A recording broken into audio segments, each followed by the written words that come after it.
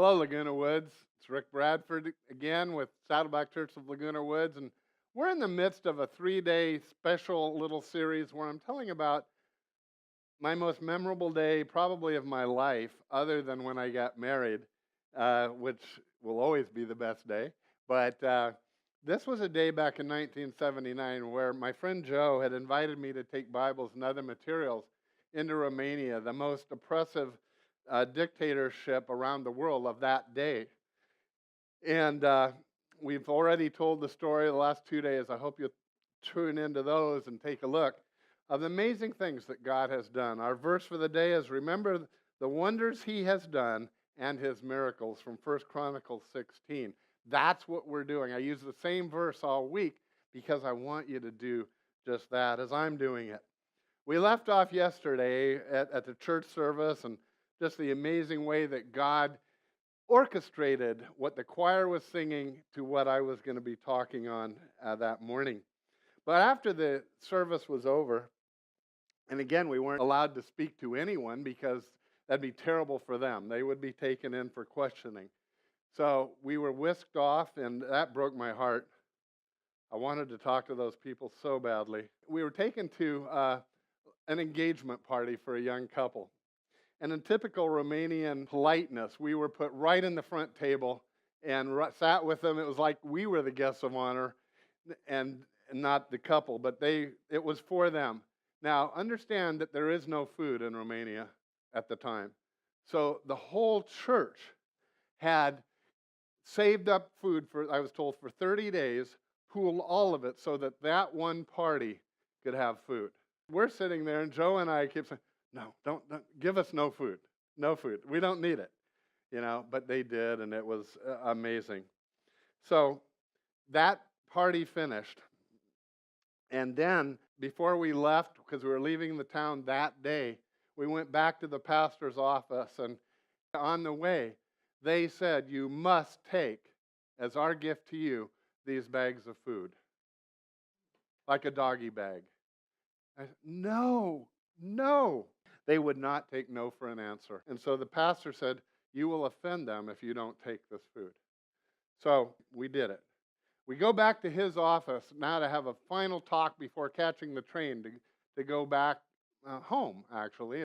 And we're sitting there in his office, and we said to him, I just want you to know, I said, what could we in the West, what could we give you that you need the most? And he says, we have lots of physical needs, but it's nothing compared to the Word of God. Please keep bringing us Bibles. My people don't have Bibles, and the Bibles you just brought in, they will hand copy. Hand copy. And how many of us have, 10 Bibles at home, don't read them, but one or two maybe? And so I was just blown away by that. And I think it's helped me remember to take the Word of God seriously to this day. Well, we get up from that, we prayed together, and then he took us down to the train station, and we're waiting for the train to come that's going to take us back the 50 miles to Timișoara to change trains again and take us to a border town for that night. That was the plan. We get down to the train station, we're waiting for it, he says goodbye and leaves, and I said to Joe, this is amazing. We don't have the food. We left it in there, and he didn't, and we don't, I'm so glad they'll use it. I know more or less say that, and we see a boy in the distance running with bags. And the pastor had a boy take the bags of food and bring it to Joe and me so that we'd have something to eat that night on the train. What a lesson for Joe and I in the area of loving your neighbor, loving. We were blown away by that act of kindness on their part.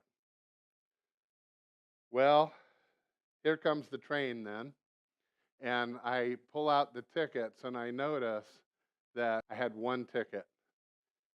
And I said to Joe, I've got bad news. I lost your ticket. and and he didn't agree with that exactly, but anyway, he says, then listen, you have to pray. By now, my faith is sky high. I know, yeah, what's the big deal? And sure enough, so we took the used tickets from the morning that had already been punched and clearly used.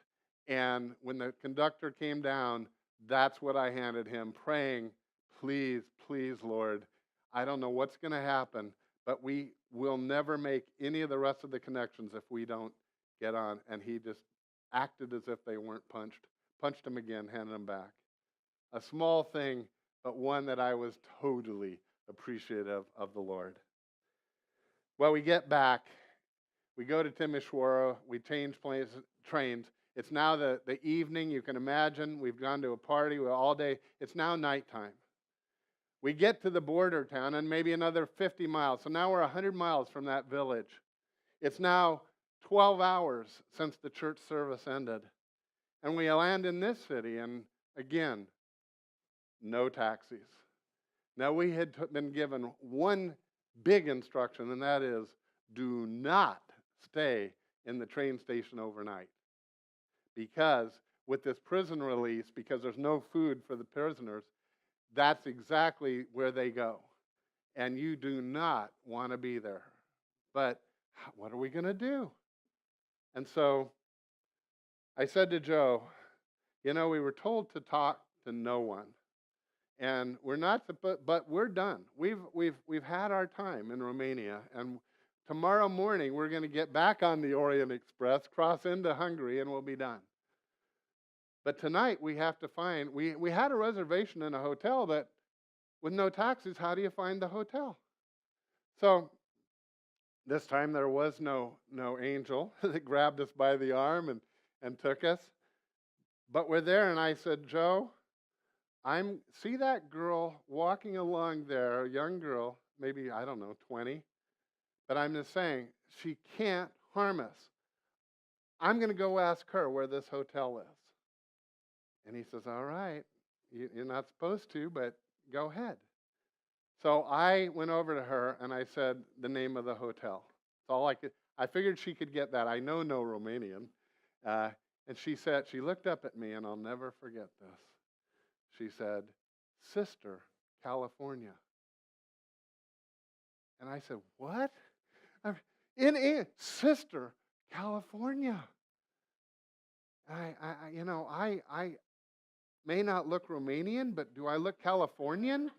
I mean, I thought, no, how in the world what's she saying?